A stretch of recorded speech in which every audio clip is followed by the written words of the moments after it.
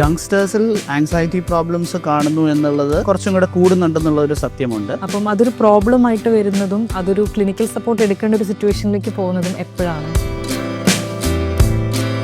Stress handle ചെയ്യാനായിട്ടുള്ള ഒരു മനുഷ്യന് കപ്പാസിറ്റി ഒരു പരിധി വരെ ഉണ്ടാവുള്ളൂ. അതാണ് റീസൺ. ലൈഫ് സ്റ്റൈൽ സ്ട്രെസ്സേഴ്സ് ആണ്. വർക്കാണ് ഏറ്റവും കൂടുതൽ ഒരു സ്ട്രെസ്സറായിട്ട് ഈ യങ്സ്റ്റേഴ്സിൽ കണ്ടുവരുന്നത്. പാനിക് അറ്റാക്ക് വരുന്ന സമയത്ത് ശരിക്കും എന്തായിരിക്കും ഒരു പേഷ്യന്റിന്റെ അവസ്ഥ? എന്തോ വലിയൊരു അപകടം സംഭവിക്കാൻ പോകുന്നു. പലപ്പോഴും ആൾക്കാർക്ക് ചിന്ത വരുന്നത് മരണം സംഭവിക്കാൻ പോകുന്നു എന്നുള്ളതാണ്. നെഞ്ചിന് സംഭവിക്കുന്ന ബുദ്ധിമുട്ടുകളെ ഹാർട്ട് അറ്റാക്കുമായിട്ട് ബന്ധപ്പെടുത്തും. അതുകൊണ്ട് ഒരു മരണഭയം വരുന്ന ഒരു സാഹചര്യമാണ്. ഏത് മാനസിക അസുഖങ്ങളുള്ള ആൾക്കാരുടെ ഫാമിലി മെമ്പേഴ്സിനും വലിയ റോളുണ്ട് അവരുടെ ട്രീറ്റ്മെന്റിൽ. പാനിക് അറ്റാക്ക് ഇപ്പം ഒരാഴ്ചയിലൊക്കെ തന്നെ ഒന്നിൽ കൂടുതൽ തവണയൊക്കെ സംഭവിക്കുകയാണെങ്കിൽ അതിന് പാനിക് ഡിസോർഡർ എന്നുള്ള ഒരു ഡയഗ്നോസിസ് ഡിസേർവ് ചെയ്യുന്ന ഒരു കണ്ടീഷൻ. മെഡിക്കൽ പാനലിൽ ഇന്നത്തെ എപ്പിസോഡിൽ നമ്മുടെ കൂടെ ഉള്ളത് നായർസ് ഹോസ്പിറ്റലിന്റെ മാനേജിംഗ് ഡയറക്ടറും കൺസൾട്ടന്റ് സൈക്കാട്രിസ്റ്റും ആയിട്ടുള്ള വിഷ്ണു ഡോക്ടറാണ്. Hi doctor. ഹലോ ഡോക്ടർ, എനിക്ക് മൂഡ് ഓഫാണ് എന്നൊക്കെ എല്ലാവരും എപ്പോഴും പറയാറുണ്ട്. ഈ മൂഡ് ഓഫും മൂഡ് ഡിസോർഡേഴ്സും തമ്മിലുള്ള വ്യത്യാസം എന്താണ്? മൂഡ് ഓഫ് എന്ന് പറയുന്നത് തന്നെ നമ്മുടെ ഒരു ഓവറോൾ ആയിട്ടുള്ള ഒരു അവസ്ഥ നമുക്ക് ഫീൽ ചെയ്യുന്ന ഒരു അതിനെ നമ്മൾ ഡിസ്ക്രൈബ് ചെയ്യാൻ യൂസ് ചെയ്യുന്ന ഒരു ടേമാണ് മൂഡ് എന്ന് പറയുന്നത്. മൂഡ് ഓഫ് എന്ന് പറയുന്നത് സർക്കംസ്റ്റൻസസ് അനുസരിച്ച് ഏത് മനുഷ്യനും സന്തോഷവും സങ്കടവും എല്ലാ വികാരങ്ങളും ആളിലൂടെ പാസ് ചെയ്തു പോകും. അപ്പം അതിൻ്റെ ഒരു സം ടോട്ടലായിട്ടുള്ള ഒരു സാധനമാണ് മൂഡ് നല്ലതാണോ ചീത്തയാണോ എന്നുള്ളത്. അപ്പം ചീത്ത മൂഡിനെ മൂഡ് ഓഫ് എന്നുള്ള രീതിയിൽ ഡിസ്ക്രൈബ് ചെയ്യും. മൂഡ് വേറെ രീതിയിലും എല്ലാം പല ടെർമിനോളജീസിൽ ഡിസ്ക്രൈബ് ചെയ്തു. പക്ഷെ മൂഡ് ഡിസോർഡേഴ്സ് എന്ന് പറയുന്നത് ഒരു അസുഖം എന്നുള്ള ഒരു അവസ്ഥയിലോട്ട് പോകുമ്പോഴാണ് മൂഡിന് കാര്യമായിട്ടുള്ള ഒരു തകരാറ് വരുന്നു. ആ തകരാറിൻ്റെ മൂലം അത് ആളുടെ ഒരു വ്യക്തിയുടെ പേഴ്സണൽ അല്ലെങ്കിൽ ജോലി സംബന്ധമായിട്ട് ഫാമിലി സ്ഫിയേഴ്സ്, അതൊരു സോഷ്യൽ എൻഗേജ്മെന്റ്സ്, ഇതിലെല്ലാം എഫക്റ്റ് ചെയ്യുന്ന ഒരു സാഹചര്യത്തിലോട്ട് വല്ലതും വരികയാണെങ്കിൽ അങ്ങനെയാണ് ഒരു മൂഡ് ഡിസോർഡർ എന്നുള്ളൊരു രീതിയിൽ അതിനെ നമ്മൾ ഡോക്ടേഴ്സ് അതിനെ ഒരു ക്ലിനിക്കലി ഡയഗ്നോസ് ചെയ്യുന്നത്. നോർമലായിട്ട് കണ്ടുവരുന്ന മൂഡ് ഡിസോർഡർ അസുഖങ്ങൾ എന്തൊക്കെയാണ്? മൂഡ് ഡിസോർഡേഴ്സ് കോമൺ ആയിട്ട് പറയുകയാണെങ്കിൽ ഏറ്റവും കോമൺ ആയിട്ട് പറയുന്നത് ഇപ്പം ഡിപ്രഷൻ അല്ലെങ്കിൽ വിഷാദരോഗം എന്നുള്ള ഒരു അസുഖമാണ്. വിഷാദരോഗത്തിനകത്ത് നമുക്ക് എനർജി നമുക്ക് ഭയങ്കരമായിട്ട് ഡ്രെയിൻഡ് ആയിട്ട് നമുക്ക് തോന്നും. നമുക്ക് മൂഡ് ലോ ആയിട്ട് തോന്നും. നമുക്ക് എന്ത് ചെറിയ കാര്യം ചെയ്തു കഴിഞ്ഞാലും പെട്ടെന്ന് ക്ഷീണിക്കുന്നതായിട്ട്. പിന്നെ നമ്മൾ സാധാരണ രീതിയിൽ എൻജോയ് ചെയ്തുകൊണ്ടിരുന്ന കാര്യങ്ങളോ അല്ലെങ്കിൽ ഇൻട്രസ്റ്റ് എടുത്ത് ചെയ്തുകൊണ്ടിരുന്ന കാര്യങ്ങളിലോട്ടുള്ള ഇൻട്രസ്റ്റ് നഷ്ടപ്പെടുന്ന ഒരു ലക്ഷണങ്ങളെല്ലാം. ഈ ഒരു 3 ലക്ഷണങ്ങളാണ് ഒരു ഡിപ്രഷൻ അല്ലെങ്കിൽ വിഷാദരോഗത്തിൻ്റെ കാർഡിനൽ സിംറ്റംസ്. അതുകൂടാതെ വിശപ്പ് കുറയുക, ഉറക്കം കുറയുക, അല്ലെങ്കിൽ ഒരു സെൽഫ് എസ്റ്റീം കുറയുക, കോൺഫിഡൻസ് കുറയുന്നു, ഒരു ഈവൻ ഹോപ്പ്ലെസ്നെസ് കൂടി ഒരു ജീവിതത്തിലൂടെ മൊത്തത്തിന് നിരാശ വരിക, സൂയിസൈഡൽ തോട്ട് പ്രോസസ് ഉണ്ടാവുക. ഇതുപോലത്തെ ലക്ഷണങ്ങളെല്ലാമാണ് നമ്മൾ ഇതെല്ലാം കൂടി വരുമ്പോഴത്തേക്കോ അല്ലെങ്കിൽ ഇങ്ങനത്തെ ലക്ഷണങ്ങളെല്ലാം അതിൻ്റെ തീവ്രതയെല്ലാം കണ്ടു അതിന് തീവ്രതയും മനസ്സിലാക്കി അത് ആണ് ഡിപ്രഷൻ എന്നുള്ളൊരു ഡയഗ്നോസിസ് നമ്മൾ ഇടുക. ഇപ്പോൾ ഡിപ്രഷൻ ഒരു ഡയഗ്നോസിസ് മാത്രമാണ്. ഡിപ്രഷനിൽ മൂഡ് കീഴ്പോട്ട് പോകുന്നു. ഇതിൻ്റെ ഒരു ഓപ്പോസിറ്റ് അവസ്ഥയും ഉണ്ടാവാം. മൂഡ് വളരെ ഹൈ ആയിട്ട് പോകുന്നു. മൂഡ് ഹൈ ആകുമ്പോഴത്തേന്ന് പറഞ്ഞു കഴിഞ്ഞാൽ ആൾ ഭയങ്കര എനർജറ്റിക് ആയിരിക്കും, ഹൈപ്പർ ആക്റ്റീവ് ആയിരിക്കും. ഫിസിക്കൽ ആക്ടിവിറ്റിയും കൂടും, മെൻ്റൽ ആക്ടിവിറ്റിയും കൂടും. കണ്ടമാനം പ്ലാനിങ്, കണ്ടമാനം സംസാരം, പുതിയ plans, extremely confident, over confident. Even ആള് കോൺഫിഡൻസിൻ്റെ ലെവൽ കൂടി ദൈവമാണെന്ന് പറയുന്നത് പോലും ഉണ്ടാവാറുണ്ട്. ദൈവികമായിട്ടുള്ള ശക്തി കിട്ടി അല്ലെങ്കിൽ സ്പെഷ്യൽ പവേഴ്സ് കിട്ടി. ഇതിന് ഉന്മാദാവസ്ഥ എന്ന് പറയും അല്ലെങ്കിൽ മേനിയ എന്ന് പറയും. പിന്നെ ഇത് മേനിയ വന്നു കഴിഞ്ഞാലും ഇതൊരു ബൈപ്പോളർ ഡിസോർഡർ എന്നുള്ള ഇതിനെ സൂചിപ്പിക്കുന്നതായിട്ട് മാത്രമേ നമ്മൾ കൺസിഡർ ചെയ്യാറുള്ളൂ. ഡിപ്രഷൻ മാത്രമായിട്ട് ഒരു വ്യക്തിക്ക് വരാം, അല്ലെങ്കിൽ ഡിപ്രഷൻ ആവർത്തിച്ച് വരികയാണെങ്കിൽ റിക്കറൻറ്റ് ഡിപ്രസീവ് ഡിസോർഡർ എന്നുള്ളൊരു പദം അല്ലെങ്കിൽ ഒരു അസുഖമായിട്ട് നമ്മളതിനെ കൺസിഡർ ചെയ്യും. പക്ഷേ മേനിയ അല്ലെങ്കിൽ ഉന്മാദാവസ്ഥ വന്നു കഴിഞ്ഞാൽ ആ വ്യക്തിക്ക് ബൈപ്പോളർ ഡിസോർഡർ എന്നുള്ള രീതിയിലാണ് നമ്മൾ കൺസിഡർ ചെയ്യുക. ഞാൻ എന്താണ് ബൈപ്പോളർ ഡിസോർഡർ എന്നുള്ളത് പറയാം. അപ്പം ബൈപ്പോളർ ഡിസോർഡറിലുള്ളത് ബൈപ്പോളർ ആ വാക്ക് ഇൻഡിക്കേറ്റ് ചെയ്യുന്ന പോലെ 2 പോൾസ്. മൂഡ് ഐദർ ഹൈ ആയിട്ടുള്ള ഉന്മാദാവസ്ഥ മേനിയ എന്നുള്ളൊരവസ്ഥയിലോട്ട് പോവുക, അല്ലെങ്കിൽ ചില സമയങ്ങളിൽ കീഴ്പോട്ട് ഡിപ്രഷൻ എന്നുള്ള അവസ്ഥയിലോട്ട് പോവുക എന്നുള്ളൊരു ടൈപ്പ് ഓഫ് അസുഖത്തിനെയാണ് നമ്മൾ ബൈപ്പോളർ ഡിസോർഡർ എന്ന് പറയുന്നത്. ഈ ബൈപ്പോളർ ഡിസോർഡറിൽ തന്നെ ഈ ഡിപ്രഷൻ ആണെങ്കിലോ മേനിയ ആണെങ്കിലോ ഇത് എപ്പിസോഡ്സ് പോലെയാണ് സംഭവിക്കുന്നത്. കുറച്ച് നാളത്തേക്ക് ഉണ്ടാവും, അത് കഴിഞ്ഞ് നോർമൽസി ഉണ്ടാവും. ബൈപ്പോളർ ഡിസോർഡർ ഒരു എപ്പിസോഡിക് ഇൽനെസ് ആണ്, ഇന്റർസ്പേഴ്സ്ഡ് വിത്ത് നോർമൽ പീരിയഡ്സ് എന്നുള്ളതാണ്. അപ്പം ഇത് മൂന്നുമാണ് ഏറ്റവും കോമൺ ആയിട്ട് പറയുന്ന മൂഡ് ഡിസോർഡേഴ്സ്. എന്നാൽ തന്നെ ഇപ്പം പല ആൾക്കാരെ നമ്മൾ കണ്ടുവരും നമ്മുടെ ക്ലിനിക്കൽ പ്രാക്ടീസിൽ. ആള് ഒരുവിധം ഫങ്ഷൻ ചെയ്തെല്ലാം പോകുന്നു, പക്ഷേ ആൾക്ക് ഒരിക്കലും ഒരു സന്തോഷം മര്യാദയ്ക്ക് അനുഭവിക്കാൻ പറ്റുന്നില്ല ഒരു കംപ്ലൈൻ്റ് ആയിരിക്കും പറയുന്നത്. സോ ബേസിക്കലി ആളുടെ mood is not normal, neither is it ഒരു so severe to call it depression എന്നുള്ളൊരവസ്ഥയിലോട്ട് പറയാനായിട്ട് പറ്റത്തില്ല. അപ്പോൾ ഇതിൻ്റെ ഇടയിൽ മൂഡ് കിടക്കും, പക്ഷേ കുറേ നാളത്തേക്ക് നീണ്ടു നിൽക്കുന്ന അവസ്ഥകൾ ഉണ്ടാവാറുണ്ട്. അതിനെ നമ്മൾ ഡിസ്തൈമിയ എന്നെല്ലാം പറയുന്ന ഒരു അവസ്ഥയായിട്ടാണ് കണക്കാക്കുന്നത്. കൂടുതലും ഒരു ഡിപ്രഷനോ അല്ലെങ്കിൽ ഡിപ്രസീവ് എപ്പിസോഡോ അല്ലെങ്കിൽ ഒരു മീനിയ വന്നു കഴിഞ്ഞാൽ ഒരു മാസം, അല്ലെങ്കിൽ ചിലപ്പോൾ ഡിപ്രഷൻ ആണെങ്കിൽ ചിലപ്പോൾ അതിലും കൂടുതൽ സമയം കൊണ്ട് അത് റിസോൾവ് ചെയ്യണമെന്നുള്ളത് നമ്മളുടെ ഒരു കണക്ക് കൂട്ടുക ട്രീറ്റ്മെൻറ്റ് വെച്ചിട്ടും. പക്ഷേ ഒരു ഡിസ്തൈമിയ എന്ന് പറയുന്നത് കുറച്ചും കൂടെ പേഴ്സിസ്റ്റ് ചെയ്ത് പോകുന്നൊരവസ്ഥയാണ്. ഡോക്ടർ ഇപ്പൊ എപ്പിസോഡ്സ് എന്നൊരു വാക്ക് ഉപയോഗിച്ചല്ലോ. അതെ. അപ്പം ഒരു പേഴ്സണ് ഇങ്ങനെയുള്ള മൂഡ് ഡിസോർഡേഴ്സ് കാര്യങ്ങളൊക്കെ വരാന് എന്താണ് കാരണങ്ങൾ? അതിന്റെ എക്സ്റ്റേണൽ ഫാക്ടേഴ്സ് ആളുടെ പേഴ്സണൽ ലൈഫിൽ സംഭവിക്കുന്ന കാര്യങ്ങൾ മാത്രമാണോ? എപ്പോഴൊക്കെയാണ് എപ്പിസോഡ്സ് ഉണ്ടാവുക? എപ്പിസോഡ്സ് ഉണ്ടാവുക അല്ലെങ്കിൽ എപ്പിസോഡ്സിൻ്റെ ഇപ്പം ഒരു ബൈപ്പോളർ ഡിസോർഡറിലെ എപ്പിസോഡ്സിനെ പറ്റി പറയുകയാണെങ്കിൽ എപ്പിസോഡ്സിന് ട്രിഗർ എന്താവണം എന്നുള്ളൊരു നിർബന്ധമൊന്നുമില്ല. ഒരു അസുഖം എന്ന് പറയുന്നത് ഒരു കോമ്പിനേഷൻ ഓഫ് ഫാക്ടേഴ്സിൻ്റെ എൻഡ് റിസൾട്ടാണ്. ഒരിക്കലും ഒരൊറ്റ കാരണം കൊണ്ടാണ് അസുഖം എന്ന് പറയാൻ പറ്റില്ല. ഒരു ബ്രെയിനിലുള്ള ബയോകെമിക്കൽ ചേഞ്ചസ്, സോഷ്യൽ സർക്കംസ്റ്റൻസസ്, വേറെ പല കാര്യങ്ങളെല്ലാം കൂടെ ചേർന്നിട്ടാണ് നമുക്ക് അസുഖത്തിനൊരു ഒരു റീസൺസ് എന്നെല്ലാം പറയുക.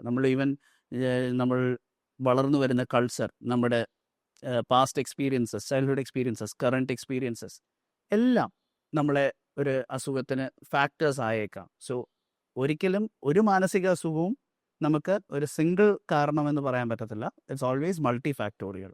അപ്പം ഈ എപ്പിസോഡ്സിൻ്റെ കാര്യത്തിൽ തന്നെ പലപ്പോഴും നമുക്കൊരു ഇമ്മീഡിയറ്റ് ട്രിഗർ നമ്മുടെ ലൈഫിൽ എന്തെങ്കിലും നമുക്ക് ആലോചിച്ച് നോക്കുമ്പോഴത്തേക്കും ഉണ്ടായേക്കാം. പക്ഷേ ഉണ്ടാവണമെന്ന് നിർബന്ധമൊന്നുമില്ല. It can just happen all of A sudden. ഒരു എക്സ്റ്റേണൽ ഫാക്ടേഴ്സും ഇല്ലാതെ ഒരു വ്യക്തിക്ക് ഒരു ഡിപ്രഷനിലോട്ട് പോകാനോ അല്ലെങ്കിൽ ഒരു ഉന്മാദാവസ്ഥയിലോട്ട് പോകാനോ ഉള്ള സാധ്യതയെല്ലാം ഉണ്ട്. ഈ ബൈപ്പോളർ ഉള്ള പേഷ്യൻസിന് ആ സിംറ്റംസ് ഒരു എത്ര വയസ്സ് മുതലൊക്കെ മനസ്സിലായി തുടങ്ങും? കോമൺ ആയിട്ട് ഒരു അഡോളസെൻ്റ് ഏജ് ഗ്രൂപ്പ്, 20s, ആ ഒരു ഏജ് ഗ്രൂപ്പിലെല്ലാമാണ് ബൈപ്പോളർ ഡിസോർഡർ ആദ്യമായിട്ട് മാനിഫെസ്റ്റ് ചെയ്യുന്നത്, ഒരു ഫസ്റ്റ് എപ്പിസോഡ് ആയിട്ട് നമുക്ക് കണ്ടുവരുന്നത്. സോ ചൈൽഡ്ഹുഡ് ബൈപ്പോളർ ഡിസോർഡേഴ്സ് എല്ലാം ഉണ്ട്, എന്നാൽ പോലും കോമൺ ആയിട്ട് ഇത് ഐഡൻറ്റിഫൈ ചെയ്യുന്നത് അല്ലെങ്കിൽ കോമൺ ആയിട്ട് ഇങ്ങനത്തെ ഒരു അസുഖാവസ്ഥ ഉണ്ടാവുന്നത് ഒരു അഡോളസെൻ്റ് ആൻഡ് 20s 30s ആ ഒരു ഏജ് ഗ്രൂപ്പിലാണ്. ബൈപ്പോളർ ഉള്ള ആളുകളുടെ ഡെയിലി ലൈഫിനെ എങ്ങനെയാണ് ഇത് ബാധിക്കുന്നത്? ഇപ്പം ബൈപ്പോളർ ഡിസോർഡർ എന്ന് പറയുമ്പോൾ ഇറ്റ് ഇസ് ഐദർ ഒരു ഡിപ്രസീവ് എപ്പിസോഡ് അല്ലെങ്കിൽ ഒരു മേനിക് എപ്പിസോഡ് എന്നാണ് കോമൺ ആയിട്ട് നമുക്ക് പറയാവുന്നത്. ഇതിൻ്റെ ഇടയിലും മിക്സഡ് എപ്പിസോഡ് എന്ന് പറയുന്ന ടൈപ്പ് ഓഫ് എപ്പിസോഡ്സും ഉണ്ടാവാം. സോ ഡിപ്രസീവ് എപ്പിസോഡ് ആണെങ്കിൽ ഒരു വ്യക്തിക്ക് ഒരു താല്പര്യമൊന്നുമില്ല, കാര്യങ്ങൾ ചെയ്യാൻ എനർജി ഇല്ല, ഈവൻ കട്ടിലിൽ നിന്ന് എഴുന്നേക്കാൻ പോലും തോന്നുന്നില്ല എങ്കിൽ സ്വാഭാവികമായിട്ട് അദ്ദേഹത്തിന് ജോലിക്ക് പോകാൻ പറ്റില്ല, അയാളുടെ ഫാമിലി ലൈഫ് സഫർ ചെയ്യും, അയാൾക്ക് ഒരു കാര്യവും മര്യാദയ്ക്ക് ചെയ്യാൻ പറ്റില്ല, ചിന്തിച്ച് പ്രവർത്തിക്കാനായിട്ട് മര്യാദയ്ക്ക് പറ്റത്തില്ല. തോട്ട്സ് എല്ലാം ഒരു റെഡ്യൂസ് ലെവലിലായിരിക്കും ആളുടെ തോട്ട്സോ അല്ലെങ്കിൽ തിങ്കിങ് കപ്പാസിറ്റി പോലും എന്ന് വേണമെങ്കിൽ പറയാൻ പറ്റും. തിരിച്ച് ഉന്മാദാവസ്ഥയാണെങ്കിൽ ആള് ഓവർ ആക്റ്റീവായിട്ട് അല്ലെങ്കിൽ ഓവർ കോൺഫിഡൻ്റ് ആയിട്ട് ചെയ്യുന്ന പല കാര്യങ്ങളും തെറ്റായിരിക്കും, ആ വ്യക്തി അത് ആ സമയത്ത് മനസ്സിലാക്കത്തില്ല. അതുകൊണ്ട് ഫാമിലിയിൽ ഡിസ്റപ്ഷൻസ് ഉണ്ടാവും, സോഷ്യൽ ഇമേജിന് ഡിസ്റപ്ഷൻസ് ഉണ്ടാവും. കാരണം ഒരു വ്യക്തി ഒരു ഡിപ്രസീവ് എപ്പിസോഡിൽ വീട്ടിൽ കൂടുതൽ സമയം ചെലവഴിച്ച് നിൽക്കുകയാണെങ്കിലും സമൂഹത്തിൽ ആരും അതിനെപ്പറ്റി കൂടുതൽ പെട്ടെന്ന് അവെയർ ആവത്തില്ല ഈ വ്യക്തിക്ക് ഇങ്ങനൊരു പ്രശ്നമുണ്ടെന്ന്. പക്ഷേ മറിച്ച് ചിന്തിച്ച ഒരു മേനിക് എപ്പിസോഡാണെങ്കിൽ ആ വ്യക്തി എഴുന്നേറ്റ് പുറത്ത് നടന്ന് സമൂഹത്തിൽ നടന്ന് ഇതുപോലത്തെ എന്തെങ്കിലും ഒരു ഓവർ കോൺഫിഡൻ്റ് ആയിട്ടുള്ള ഒരിക്കലും സെൻസിബിൾ അല്ല എന്ന് ബാക്കി എല്ലാവർക്കും തോന്നുന്ന രീതിയിൽ സംസാരിച്ചു കഴിഞ്ഞു കഴിഞ്ഞാൽ നാട്ടുകാർക്കെല്ലാം പെട്ടെന്ന് മനസ്സിലാവും. അതിപ്പം സോഷ്യൽ ഇമേജിനെ ബാധിക്കും, പിന്നെ വർക്ക് അവിടെയും എഫക്റ്റഡ് ആവും. പ്ലാനിങ്ങുകൾ കൂടിക്കൊണ്ടിരിക്കും. ചിലപ്പോൾ ഒരു നിമിഷം അദ്ദേഹത്തിന് ഒരു ബിസിനസ് ചെയ്യണം എന്നുള്ളതായിരിക്കും, രണ്ടാമത്തെ നിമിഷം ആ ബിസിനസ് മാറ്റി വേറൊരു പ്ലാൻ ആയിരിക്കും പറയുന്നത്. ഒരു കാര്യവും പലതും റിസ്കി ബിസിനസ്സിലോട്ടെല്ലാം എടുത്തിയാടും, ഒന്നും കംപ്ലീറ്റ് ചെയ്യത്തില്ല. കുറേ ഫിനാൻഷ്യൽ ലോസസ് ചിലപ്പോൾ ഉണ്ടായേക്കാം. ഭയങ്കര എക്സ്പെക്റ്റേഷൻസും ഭയങ്കര ഹൈ പ്ലാൻസിൻ്റെയും പുറകിലെല്ലാം പോയിട്ട് ഈവൻ ലക്ഷങ്ങളും കോടികളും നഷ്ടം ഉണ്ടാക്കിയിട്ടുള്ള ബൈപ്പോളർ മേനിക് എപ്പിസോഡ്സിൽ ഉണ്ടായിട്ടുള്ള ചരിത്രം ഇഷ്ടം പോലെയുണ്ട്. സോ ഡിസ്റപ്ഷൻസ് കണ്ടമാനം ഉണ്ടാവും. രണ്ട് എപ്പിസോഡ്സ് ഡിപ്രസീവ് എപ്പിസോഡിലും ഉണ്ടാവും, മേനിക് എപ്പിസോഡിലും ഉണ്ടാവും. രണ്ടും രണ്ട് രീതിയിലാണെന്നുള്ളത് മാത്രമേ ഉള്ളൂ. ബൈപ്പോളർ ഉള്ള പേഷ്യൻസ് സെൽഫ് ഹാം അല്ലെങ്കിൽ ഹാംഫുൾ ടു അതേഴ്സ് അങ്ങനെ എന്തെങ്കിലും അറ്റംപ്റ്റ്സ് ചെയ്യാനുള്ള സാധ്യതയുണ്ടോ? മേനിക് എപ്പിസോഡ് ഒരു ഉന്മാദാവസ്ഥയിൽ ദേഷ്യം കൂടുന്നു, അജിറ്റേഷൻ ഉണ്ടാവാം, ആളുടെ ആഗ്രഹങ്ങൾക്കെതിരെ നിന്ന് കഴിഞ്ഞാൽ ദേഷ്യം കൂടുന്നതിൻ്റെ ഭാഗമായിട്ട് ചിലപ്പോൾ ഫിസിക്കലി അഗ്രസീവ് എല്ലാം ആയേക്കാം. പക്ഷേ ഒരു ഹോമിസൈഡൽ അറ്റംപ്റ്റോ അങ്ങനത്തെ ഒരു കാര്യങ്ങളെല്ലാം സാധ്യതകൾ കുറവാണ് ജനറലി. പക്ഷേ ഡിപ്രസീവ് എപ്പിസോഡ്സിനകത്ത് ഹോമിസൈഡൽ അറ്റംപ്റ്റ് അല്ല, പക്ഷേ ഒരു ഹോപ്പ്ലെസ്നെസ് കൂടുന്ന ഒരു പോയിന്റിൽ അല്ലെങ്കിൽ ഡിപ്രസീവ് എപ്പിസോഡ് പ്രൊലോങ്ഡ് ആയിട്ട് ഇരിക്കുമ്പോഴത്തേക്ക് നാച്ചുറലി അതിൽ ടെൻഡൻസീസ് കുറച്ചും കൂടെ കൂടും. ഒരു സെൽഫ് ഹാം അറ്റംപ്റ്റ് അല്ലെങ്കിൽ ഒരു സൂയിസൈഡൽ ഒരു തോട്ട് പ്രോസസ്സ് കയറി വന്നിട്ട് ഒരു സൂയിസൈഡിൽ അത് അവസാനിക്കാനുള്ള സാധ്യതകൾ ഹയറാണ്. ഡയഗ്നോസ് ചെയ്ത് കഴിഞ്ഞാൽ മെഡിക്കേഷൻസിലൂടെ നമുക്ക് കംപ്ലീറ്റ്ലി ക്യൂർ ചെയ്യാൻ പറ്റുന്ന ഒരു അവസ്ഥയാണോ ഇത്? Mood disorders, specially depressive episodes, manic episodes അല്ലെങ്കിൽ ബൈപ്പോളർ ഡിസോർഡർ, ഇതിനെ എല്ലാം നല്ല രീതിയിൽ ട്രീറ്റ് ചെയ്ത് കംപ്ലീറ്റ് ക്യൂർ പോലും പറ്റും. അതിന് നമ്മൾ റെമിഷൻ എന്നാണ് നമ്മൾ പറയുന്നത്. സിംറ്റംസ്, ലക്ഷണങ്ങൾ, അസുഖത്തിൻ്റെ ലക്ഷണങ്ങൾ പൂർണ്ണമായിട്ട് ഇല്ലാതാവുന്ന ഒരവസ്ഥയ്ക്കാണ് റെമിഷൻ എന്ന് പറയുന്നത്. റെമിഷൻ അച്ചീവബിൾ ആണ് ഈ അസുഖങ്ങളിൽ. എല്ലാ വ്യക്തികളിലും ഒരേ രീതിയിലായിരിക്കില്ല അസുഖം പ്രോഗ്രസ് ചെയ്യുന്നത്. ഇപ്പം നമുക്ക് രണ്ടുപേർക്കും ഒരേ ബുദ്ധിമുട്ട് വന്നു, വിഷാദാവസ്ഥ വന്നു, നമുക്ക് രണ്ടുപേർക്കും ഒരേ മെഡിസിൻ ചിലപ്പോൾ എഫക്റ്റീവ് ആവണമെന്ന് നിർബന്ധമില്ല. ഒരേ ഡ്യൂറേഷൻ ഓഫ് ട്രീറ്റ്മെൻറ്റ് എടുത്തു കഴിഞ്ഞാൽ ഈക്വൽ എഫക്റ്റീവ്നെസ് ഉണ്ടാവണം എന്നില്ല. സോ ഇൻഡിവിജ്വൽ ഡിഫറൻസസ് ഡെഫിനറ്റ്ലി ഉണ്ടാവും. പക്ഷെ ഒരു ജനറലൈസ് ചെയ്ത് പറയുകയാണെങ്കിൽ ഈ ഇൽനെസ്സസ് ഓൾമോസ്റ്റ് കംപ്ലീറ്റ്ലി ഒരു സിംറ്റം ഫ്രീ ആക്കി നമുക്ക് നിർത്താൻ പറ്റും. പക്ഷേ മെഡിക്കേഷൻസ് സിംറ്റം ഫ്രീ ആയി എന്ന് പറഞ്ഞ് അസുഖത്തിൻ്റെ ലക്ഷണങ്ങളില്ല എന്ന് പറഞ്ഞ് മരുന്ന് നിൽക്കുന്നു എന്ന് ചിലപ്പോൾ അർത്ഥം ഉണ്ടാകത്തില്ല. പല അസുഖങ്ങളിലും ഒരു കോഴ്സ് ഓഫ് ട്രീറ്റ്മെൻറ്റ് എന്ന് പറയുന്നതിൻ്റെ ഭാഗമായിട്ട് ചിലപ്പം ഈ longer duration, many years, even life long medicines കഴിക്കണം എന്ന് പറയുന്ന ഒരു സാഹചര്യം ഉണ്ടാവും. ദാറ്റ് ഇസ് ബേസിക്കലി ഒരു എപ്പിസോഡ് വന്നു, ഇനിയും ഒരു എപ്പിസോഡ് ഉണ്ടാവാതിരിക്കാനായിട്ടുള്ള ഒരു പ്രിവെൻറ്റീവ് ഒരു ട്രീറ്റ്മെൻറ്റ് എന്നുള്ള രീതിയിലാണ് പോവുക. അതിനൊരു മെയിൻ്റനൻസ് ട്രീറ്റ്മെൻറ്റ് എന്നാണ് അത് പറയുന്നത്. അത് കണ്ടിന്യൂ ഈവൻ ലൈഫ് ലോങ് പോലും ചെയ്യേണ്ടി വരും. അത് വരുന്ന എപ്പിസോഡുകൾ എത്ര എണ്ണം, വരുന്ന എപ്പിസോഡിൻ്റെ സിവിയറിറ്റി, അതിനെല്ലാം ഡിപ്പെൻഡ് ചെയ്തിരിക്കും നമ്മൾ ഒരു ക്ലിനീഷ്യൻ ആ ഒരു തീരുമാനം എടുക്കുന്നത്. ബൈപ്പോളർ ഉള്ള പേഷ്യൻസിനെ ഈ കൂടെ ജീവിക്കുന്ന ആളുകൾക്ക് എങ്ങനെ സപ്പോർട്ട് ചെയ്യാൻ പറ്റും? ഏത് മാനസിക അസുഖങ്ങളുള്ള ആൾക്കാരുടെ ഫാമിലി മെമ്പേഴ്സിനും വലിയ റോളുണ്ട് അവരുടെ ട്രീറ്റ്മെൻറ്റിൽ. കാരണം ഈ അസുഖത്തിനെ പറ്റി അവയർനെസ് ഫാമിലിക്ക് പ്രോപ്പറായിട്ടില്ലെങ്കിൽ സിംറ്റംസ് വരുന്ന ലക്ഷണങ്ങൾ കാണുന്ന ആദ്യത്തെ സമയങ്ങളിൽ തന്നെ അതിനെ പിക്കപ്പ് ചെയ്യാൻ പറ്റത്തില്ല. ലക്ഷണങ്ങളുടെ തീവ്രത കൂടിക്കഴിഞ്ഞ് നമ്മൾ ട്രീറ്റ്മെൻറ്റിന് പോകുമ്പോഴത്തേക്ക് ഒരു കുറച്ചും കൂടെ കൂടുതൽ സമയമോ കുറച്ചും കൂടെ കൂടുതൽ ഡിഫിക്കൽട്ടി ആ ട്രീറ്റ് ചെയ്ത് കണ്ടീഷൻ ബെറ്റർ ആക്കാൻ എടുക്കാനുള്ള സാധ്യതയുണ്ട്. So awareness of the family members paramount importance ഉള്ളൊരു കാര്യമാണ്. അതുമാത്രമല്ല പല അസുഖങ്ങളിലും അസുഖമുണ്ടെന്നുള്ളൊരു ഉൾവിളി പേഷ്യൻറ്റിന് നഷ്ടപ്പെടും. അപ്പം ഡിപ്രഷനിൽ അതത്ര കാണാറില്ല. ഡിപ്രഷൻ എന്നുള്ള അവസ്ഥയിൽ വ്യക്തിക്ക് കൃത്യമായിട്ട് എനിക്ക് വളരെ ഒരു മോശം അവസ്ഥയാണ്, ഒരു കഷ്ടപ്പാടുകളിലൂടെ പോയിക്കൊണ്ടിരിക്കുകയാണെന്നുള്ളൊരു ഫീലിംഗ് ഉണ്ടാവും. എനിക്കൊരു ഹെൽപ്പ് വേണം എന്നുള്ളതുണ്ടാവും. ചിലവർ ഹോപ്പ്ലെസ്നെസ് കൂടിയിട്ട് ആ ഹെൽപ്പ് വേണ്ട, എന്തെങ്കിലും ആവട്ടെ, എനിക്ക് വയ്യ എന്നുള്ളൊരു ഡിഫീറ്റസ്റ്റ് ആറ്റിറ്റ്യൂഡ് എടുക്കുന്നവരും ഉണ്ടാവും. പക്ഷേ ഉന്മാദാവസ്ഥ, മേനിയയിലെല്ലാം മിക്കവർക്കും ആ ഒരു ഉൾവിളി അസുഖത്തിനെ പറ്റിയുള്ളത് നഷ്ടപ്പെടും. എനിക്കൊരു പ്രോബ്ലം ഉണ്ടെന്ന് ആളെ ആക്സെപ്റ്റ് ചെയ്യാൻ പോകുന്നുണ്ട്. ഞാൻ പറയുന്നത് മാത്രം ശരിയെന്നായിരിക്കും ആ സമയത്ത് പറയുന്നത്. അപ്പോൾ ആ ഒരു സമയത്ത് ഫാമിലി മെമ്പേഴ്സ് അതിനെ മനസ്സിലാക്കി ഫാമിലി മെമ്പേഴ്സ് ചിലപ്പോൾ ട്രീറ്റ്മെൻറ്റിന് പുഷ് ചെയ്യേണ്ടി വരും. ഡിപ്രഷനുള്ളൊരു വ്യക്തി സ്വയമായിട്ട് അല്ലെങ്കിൽ ചെറിയൊരു സപ്പോർട്ടോടെ ഹോസ്പിറ്റലിലോ അല്ലെങ്കിൽ ഡോക്ടറിനെ കാണാനെത്താൻ സാധ്യതയുണ്ടെങ്കിൽ മേനിക് എപ്പിസോഡിൽ കുറച്ചും കൂടെ ഡിഫിക്കൽട്ടി ഉണ്ടാവും. പലപ്പോഴും ഫാമിലിയുടെ സപ്പോർട്ട്, സിഗ്നിഫിക്കൻറ്റ് സപ്പോർട്ടിൻ്റെ റിക്വയർമെൻ്റ് ഉണ്ടാവും. ഡോക്ടർ, ഇപ്പോൾ ഡിപ്രഷൻ അല്ലെങ്കിൽ ഇതുപോലെയുള്ള പ്രോബ്ലംസ് ഉള്ളവർ കൂടുതലായിട്ടും ആശ്രയിക്കുന്നത് സബ്സ്റ്റൻസിലാണ്. അപ്പം അത് പിന്നീട് എങ്ങനെയാണ് ഒരു വലിയ പ്രോബ്ലമായിട്ട് മാറുന്നത്? മൂഡ് ഡിസോർഡേഴ്സിൻ്റെ കൂടെ ചേർന്ന് പോകുന്ന ഒരു വിഷയമാണ് സബ്സ്റ്റൻസ് യൂസ് ഡിസോർഡേഴ്സ്. അത് രണ്ട് രീതിയിലുണ്ട്. പലപ്പോഴും മൂഡ് ഡിസോർഡേഴ്സിൻ്റെ കാരണങ്ങളാവുന്നത് സബ്സ്റ്റൻസ് യൂസ് ഡിസോർഡേഴ്സാണ്. അതുകൂടാതെ തന്നെ മൂഡ് ഡിസോർഡേഴ്സ് വരുമ്പോഴത്തേക്ക് സബ്സ്റ്റൻസ് യൂസ് ഡിസോർഡർ കൂടുന്ന ഒരു രീതിയും ഉണ്ടാവാം. അതൊരു വിഷ്യസ് സൈക്കിൾ പോലെയാണ്. സബ്സ്റ്റൻസ് യൂസ് ഡിസോർഡർ കൂടി കഴിഞ്ഞാൽ മൂഡിൻ്റെ പ്രോബ്ലംസ് ഉണ്ടാവാൻ സാധ്യത കൂടും. മൂഡ് വഷളായി കഴിഞ്ഞ് കഴിഞ്ഞാൽ പോലും സബ്സ്റ്റൻസ് യൂസ് ഡിസോർഡേഴ്സ് കൂടാം. സോ ഇവിടെ സബ്സ്റ്റൻസ് യൂസ് ഡിസോർഡേഴ്സ് ഡെഫിനറ്റ്ലി, അതുകൊണ്ട് ഡോക്ടേഴ്സ് മൂഡ് ഡിസോർഡറിനെ ട്രീറ്റ് ചെയ്യുന്ന സമയത്തും സബ്സ്റ്റൻസ് യൂസ് ഡിസോർഡേഴ്സിനെ മാനേജ് ചെയ്യാൻ നമ്മൾ എന്തായാലും നോക്കും. അത് അവോയ്ഡ് ചെയ്ത് കഴിഞ്ഞാൽ മാത്രമേ നമുക്ക് ഈ മൂഡ് ഡിസോർഡേഴ്സ് ഇനിയും ഉണ്ടാവാതിരിക്കാനുള്ള സാധ്യതകൾ നമുക്ക് മെയിൻറ്റെയിൻ ചെയ്ത് കൊണ്ടുപോകാൻ പറ്റുള്ളൂ. ട്രീറ്റ്മെന്റിന്റെ പാർട്ടാണത്. അതെ, ട്രീറ്റ്മെൻറ്റിൻ്റെ ഭാഗമാണ്. കാരണം ചില ഫാക്ടേഴ്സ് നമുക്ക് പ്രിവെൻറ്റ് ചെയ്യാൻ പറ്റുന്നത് ഉണ്ടാവുള്ളൂ. ഒരു മൂഡ് ഡിസോർഡർ ഉള്ളൊരു വ്യക്തിക്ക് ഒരു regular rhythm in life, regular ഒരു റുട്ടീൻ ഇൻ ലൈഫ്, ഇത് എസെൻഷ്യലായിട്ട് നമ്മൾ അഡ്വൈസ് ചെയ്യുന്ന ഒരു കാര്യമാണ്.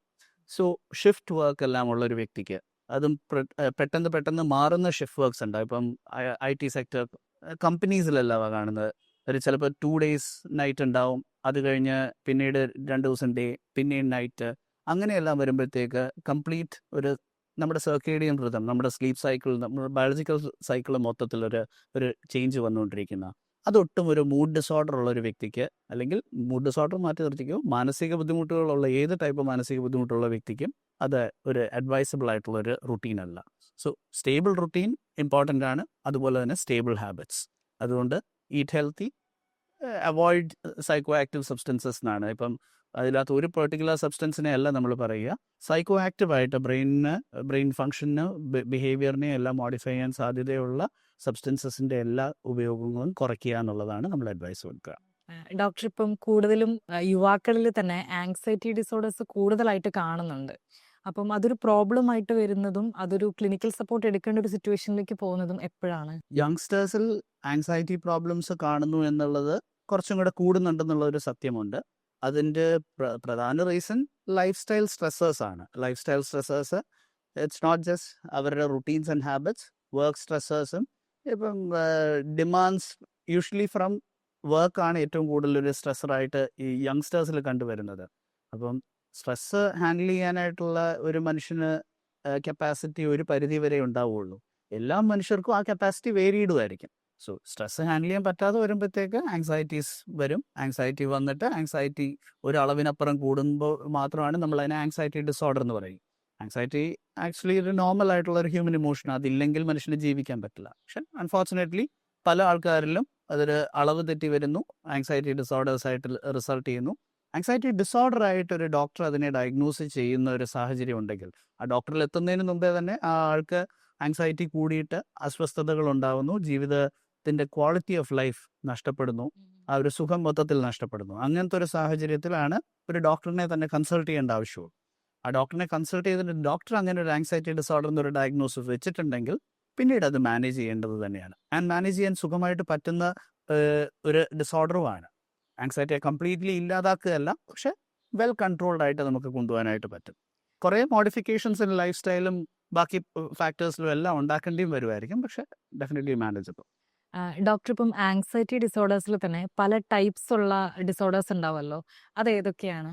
ആങ്സൈറ്റി ഡിസോർഡേഴ്സിൽ കോമൺ ആയിട്ട് ഒരു ഡയഗ്നോസിസ് എല്ലാം ഉള്ളത് ജനറലൈസ് ആങ്സൈറ്റി ഡിസോർഡർ. ആ വാക്ക് സൂചിപ്പിക്കുന്ന പോലെ മിക്ക സാഹചര്യങ്ങളെ പറ്റിയും ആവശ്യത്തിൽ കൂടുതൽ ആശങ്കപ്പെടുന്ന ഒരു സാഹചര്യം. പാനിക് ഡിസോർഡർ എന്ന് പറയുന്നുണ്ട്. നമ്മൾ പാനിക് അറ്റാക്സ് എന്നുള്ള വേർഡ് കേൾക്കാറുണ്ട്. ഇപ്പം സത്യം പറഞ്ഞു കഴിഞ്ഞാൽ യങ്സ്റ്റേഴ്സ് കണ്ടമാനം കോമൺ ആയിട്ട് യൂസ് ചെയ്യുന്ന ഒരു ടെർമിനോളജിയാണ് പാനിക് അറ്റാക്സ്. അപ്പോൾ പാനിക് അറ്റാക്ക് എന്ന് പറയുന്നത് ഒരു പെട്ടെന്ന് ഒരു സഡൻ സർജ് ഓഫ് ആങ്സൈറ്റി വരുന്നതും അത് ഓവർവെൽമിംഗ് ആയിട്ട് ആൾക്ക് ഫീൽ ചെയ്യുന്ന ഒരു അവസ്ഥയാണ്. അതിൻ്റെ കൂട്ടത്തിൽ അത് ആങ്സൈറ്റിയുടെ ഒരു ചിന്താതലത്തിൽ മാത്രമല്ല, ശാരീരിക തലത്തിലും അത് കുറച്ച് വ്യത്യാസങ്ങൾ ഉണ്ടാക്കും. നെഞ്ചെടുപ്പ് കൂടും, കൈയും കാലും മരവിക്കും, വിറയ്ക്കും, ശ്വാസം കിട്ടുന്നില്ല എന്നുള്ള ഫീലിംഗ് എല്ലാം വരും. അങ്ങനത്തെ ഒരു മരണം സംഭവിക്കും എന്നുള്ളൊരു ഭയം വരെ ഉണ്ടാവുന്ന ഒരു സാഹചര്യമാണ് പാനിക് അറ്റാക്ക്. ആവർത്തിച്ച് പാനിക് അറ്റാക്സ് വരുന്നൊരു ടൈപ്പ് ഓഫ് ഒരു പ്രോബ്ലം ആണെങ്കിൽ അതിനെ പാനിക് ഡിസോർഡർ എന്ന് നമ്മൾ പറയും. അതുപോലെ തന്നെ ആങ്സൈറ്റി ഡിസോർഡേഴ്സിനകത്ത് കോമൺ ആയിട്ട് കണ്ടുവരുന്ന വേറൊരു ആങ്സൈറ്റി ഡിസോർഡറാണ് ഒബ്സസീവ് കമ്പൾസീവ് ഡിസോർഡർ. അതിനകത്ത് ആവർത്തിച്ച് ചിന്തകൾ വരും, ഭയങ്കര ഡിസ്ട്രെസ്സിങ് ആയിരിക്കും. നമ്മൾ ആ ചിന്തകളെ മറികടക്കാൻ ആ വ്യക്തി ഒരു പ്രവൃത്തി ചെയ്ത് ആണ് ആ മറികടക്കുകയുള്ളൂ. ഫോർ എക്സാമ്പിൾ, ഞാൻ എൻ്റെ ഡോർ ലോക്ക് ചെയ്തോ എന്നുള്ളൊരു ആവശ്യമില്ലാത്തൊരു ആങ്സൈറ്റി വരുന്നു. ഒരു തവണ പോയി ചെക്ക് ചെയ്ത് കഴിഞ്ഞിട്ടും അവരെ പിന്നെയും ആവർത്തിച്ചു വരുന്നെങ്കിൽ അതിനെ അനാവശ്യമെന്ന് നമുക്ക് പറയാമല്ലോ. അത് ഇങ്ങനെ വന്നുകൊണ്ടിരിക്കുന്നു, എൻ്റെ ഉള്ളിൽ നിന്ന് തന്നെ വരുന്നു എന്ന് നമുക്ക് മനസ്സിലാവുന്നു. പക്ഷെ ആ ആശങ്ക തീർക്കാനായിട്ട് അതിന് ശമനം ഉണ്ടാക്കാൻ വേണ്ടി പോയി പിന്നെയും ചെക്ക് ചെയ്ത് തന്നെ ആ പ്രവൃത്തി ചെയ്ത്, അത് ഒരു കമ്പൾസീവ് ആക്ഷൻ എന്നാണ് പറയുന്നത്. ആ ഒരു പ്രവൃത്തി ചെയ്ത് മാത്രമേ ആശങ്കയ്ക്ക് ഒരു ആശ്വാസം ഉണ്ടാക്കാൻ പറ്റുള്ളൂ. അങ്ങനത്തെ ഒരു ടൈപ്പ് ഓഫ് സിംറ്റംസ് ആവർത്തിച്ച് വരുന്ന ഒരു ഡിസോർഡറിനാണ് obsessive compulsive disorder. So common ആയിട്ടുള്ള ആങ്സൈറ്റി ഡിസോർഡേഴ്സ് ഇതെല്ലാമാണ്. ഓക്കെ ഡോക്ടർ, ഇപ്പോൾ പാനിക് അറ്റാക്കിനെ കുറിച്ച് പറഞ്ഞല്ലോ. അപ്പോൾ പാനിക് അറ്റാക്ക് വരുന്ന സമയത്ത് ശരിക്കും എന്തായിരിക്കും ഒരു പേഷ്യന്റിന്റെ അവസ്ഥ? പാനിക് അറ്റാക്ക് വരുന്ന സമയത്ത് ഒരു വ്യക്തി എക്സ്ട്രീംലി ഫ്രൈറ്റൻഡ് ആയിരിക്കും. ബേസിക്കലി ഒരു സെൻസ് ഓഫ് ഇംപെൻഡിങ് ഡൂം എന്നാണ് അതിന് പറയുന്നത്. എന്തോ വലിയൊരു അപകടം സംഭവിക്കാൻ പോകുന്നു. പലപ്പോഴും ആൾക്കാർക്ക് ചിന്ത വരുന്നത് മരണം സംഭവിക്കാൻ പോകുന്നു എന്നുള്ളതാണ്. കാരണം ഇതിനകത്ത് ആങ്സൈറ്റി കൂടിയിട്ട് ശാരീരികമായിട്ടുള്ള സിംറ്റംസ്, പ്രത്യേകിച്ച് നെഞ്ചിന് കനം, അല്ലെങ്കിൽ ഒരു ബ്രെത്ത് എടുക്കാൻ പറ്റുന്നില്ല, നെഞ്ചിടിപ്പ് ഭയങ്കരമായിട്ട് കൂടുന്നൊരവസ്ഥ, അങ്ങനത്തെ ഒരു ഫീലിംഗ് എല്ലാം വരുമ്പോഴത്തേക്ക് മിക്ക ആൾക്കാരും നെഞ്ചിന് സംഭവിക്കുന്ന ബുദ്ധിമുട്ടുകളെ ഹാർട്ട് അറ്റാക്കുമായിട്ട് ബന്ധപ്പെടുത്തും. നമുക്ക് എല്ലാവർക്കും അറിവുള്ള ഒരു മേജർ പ്രോബ്ലം ആണല്ലോ അത്. അപ്പം അതുകൊണ്ട് ഒരു മരണഭയം വരുന്ന ഒരു സാഹചര്യമാണ്. ആ വ്യക്തി ആ സമയത്ത് ഇൻകപ്പാസിറ്റേറ്റഡ് ആവുകയാണ് ചെയ്യുന്നത്. എന്ത് ചെയ്യണം എന്നറിയില്ലാതെ ഒന്ന് പകച്ചു നിൽക്കുന്ന ഒരു അവസ്ഥയാണ്. ആ ഒരു ടൈം എത്ര ഡ്യൂറേഷൻ വരെ ഉണ്ടാവും? ജനറലി അത് മിനിറ്റ്സ് എല്ലാം ലാസ്റ്റ് ചെയ്യുന്ന വരെയാണ്. ഒരു 30 മിനിറ്റ്സ് വരെ ഒന്നും ലാസ്റ്റ് ചെയ്യാൻ പറ്റും. അത്രയും സിവിയർ ആണെങ്കിൽ 30 മിനിറ്റ്സ് ഒന്നും ഒരു വ്യക്തിക്ക് അത് പിടിച്ചു നിൽക്കാൻ പറ്റത്തില്ല. ചിലപ്പോൾ കുഴഞ്ഞു വീഴുക, അങ്ങനത്തെ ഒരു സംഭവം എല്ലാം, അങ്ങനത്തെ ഒരു ബുദ്ധിമുട്ടെല്ലാം ഉണ്ടായേക്കാം. അപ്പം യൂഷ്വലി ഇങ്ങനത്തെ ഒരു ഡിഫിക്കൽട്ടി വരുമ്പോഴത്തേക്ക് തന്നെ ഒന്നെങ്കിൽ ആ വ്യക്തി അടുത്ത് ആരെങ്കിലും ഉണ്ടെങ്കിൽ അവരെ എല്ലാം സഹായത്തിന് വിളിക്കുക, അല്ലെങ്കിൽ പലപ്പോഴും ഹോസ്പിറ്റലിൽ പോവുക, അങ്ങനെയെല്ലാമാണ് പ്രോബ്ലം റിസോൾവ് ചെയ്യുക. ഒരു ഹോസ്പിറ്റലിൽ എത്തിക്കഴിഞ്ഞ് കഴിഞ്ഞാൽ ഒന്ന് പെട്ടെന്ന് ആങ്സൈറ്റി കുറയാനായിട്ട് ജനറൽ മെഡിക്കൽ ആയിട്ടുള്ള ഇഷ്യൂസ് ഉണ്ടോ എന്ന് എന്തായാലും സ്വാഭാവികമായിട്ട് നോക്കും. ഇല്ലാത്ത പക്ഷം അവർ ഒരു ആങ്സൈറ്റി പെട്ടെന്ന് കുറയാനായിട്ടുള്ള ഒരു മാർഗം സ്വീകരിച്ച് ഒരു മെഡിസിൻ എന്തെങ്കിലും കൊടുത്തു കഴിഞ്ഞ് കഴിഞ്ഞാൽ അത് പെട്ടെന്ന് മാറുകയും ചെയ്യും. പക്ഷെ മാറിയെന്ന് പറഞ്ഞുകൊണ്ട് പ്രശ്നം അവിടെ തീരുന്നില്ല. എന്തുകൊണ്ട് ഇങ്ങനെ ഒരു അവസ്ഥ വന്നു എന്നുള്ളത് മനസ്സിലാക്കി മുന്നോട്ട് അതിന് ട്രീറ്റ്മെന്റ് ഒരു സൈക്കാട്രിസ്റ്റിനെ കണ്ട് എടുക്കേണ്ടത് തന്നെയാണ്. പാനിക് അറ്റാക്ക് ഇപ്പം ഒരാഴ്ചയിലൊക്കെ തന്നെ ഒന്നിൽ കൂടുതൽ തവണയൊക്കെ സംഭവിക്കുകയാണെങ്കിൽ ആവർത്തിച്ച് വരികയാണെങ്കിൽ ഇപ്പം ടെക്സ്റ്റ് ബുക്ക് ഡെഫിനിഷൻ നോക്കുവാണെങ്കിൽ ഐ ബിലീവ് 2 months എങ്കിലും ഇങ്ങനെ ആവർത്തിച്ച് പാനിക് അറ്റാക്സ് വരുന്നുണ്ടെങ്കിൽ അതിന് പാനിക് ഡിസോർഡർ എന്നുള്ള ഒരു ഡയഗ്നോസിസ് ഡിസേർവ് ചെയ്യുന്ന ഒരു കണ്ടീഷനാണ്. പാനിക് ഡിസോർഡർ എന്ന് പറയുന്നത് എല്ലാത്തിനോടുള്ള ഒരു പേടിയായിട്ട് അത് മാറുകയല്ലേ ഇപ്പോൾ? അല്ല, ആവർത്തിച്ച് പാനിക് അറ്റാക്ക് വരുന്ന ഒരു ഡിസോർഡറിനെയാണ് പാനിക് ഡിസോർഡർ എന്ന് പറയുന്നത്. അങ്ങനെ വരുന്നത് കൊണ്ട് ഫിസിക്കൽ ഹെൽത്തിന് എന്തെങ്കിലും പ്രോബ്ലം ഉണ്ടോ? ഹെൽത്തി അല്ലാത്ത ഒരു കാർഡിയാക് ഹിസ്റ്ററി ഉള്ള ഒരു വ്യക്തിയാണെങ്കിൽ ചിലപ്പോൾ അപകടങ്ങൾ സംഭവിക്കാം.